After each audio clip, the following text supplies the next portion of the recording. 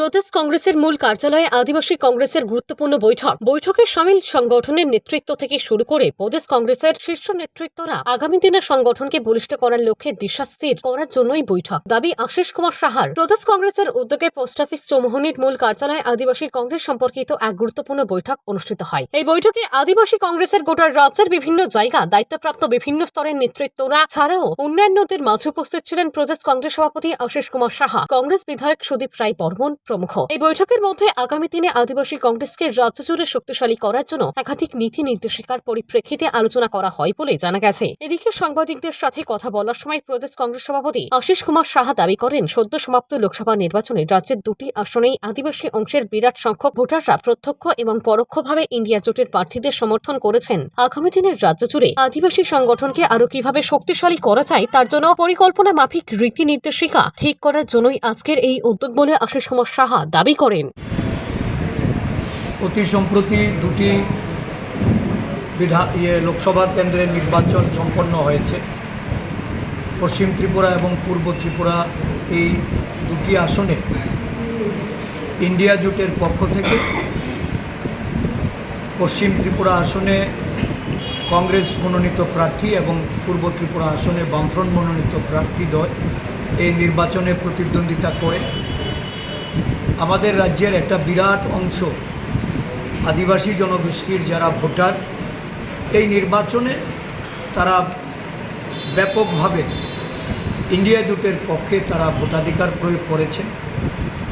কংগ্রেস দল তাদের এই সাংগঠনিক যে তাদের সদিচ্ছা বা তাদের যে সমর্থন, এই দলের পক্ষে তারা যেটা বিগত নির্বাচনের কাজে আমরা যেটা উপলব্ধি করেছি, আমাদের সংগঠনের পক্ষ থেকে আদিবাসী কংগ্রেসকে শক্তিশালী রূপে ময়দানে একটা দীর্ঘদিন থেকেই সাংগঠনিক প্রক্রিয়ার মাধ্যমে আমরা ধারাবাহিকভাবে কাজ করে চলেছি।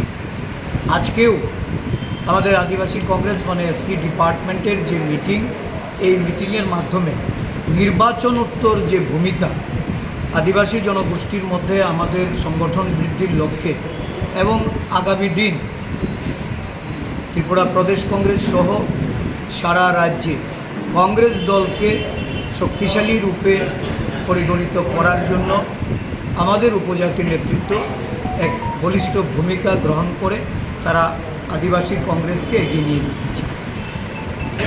আমাদের বৃষ্টি সংরক্ষিত আসন সহ রাজ্যের বিভিন্ন জায়গায় যেখানে উপজাতি নেতৃত্বরা দীর্ঘদিন থেকে কাজ করে চলেছেন, নতুন নতুন আরও বিভিন্ন সংগঠন ভেঙে যারা কংগ্রেস দলে এসে যোগদান করেছেন, আজকে তাদেরকে নিয়ে এক সভা অনুষ্ঠিত হবে এবং আগামী দিনের পরিকল্পনা গ্রহণ করা হবে।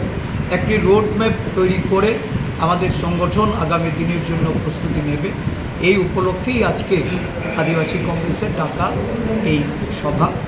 আমি এই সভায় উপস্থিত সমস্ত আমাদের কংগ্রেস দলের যারা আদিবাসী নেতৃত্ব, তাদেরকে আমি আন্তরিক অভিনন্দন জ্ঞাপন করছি।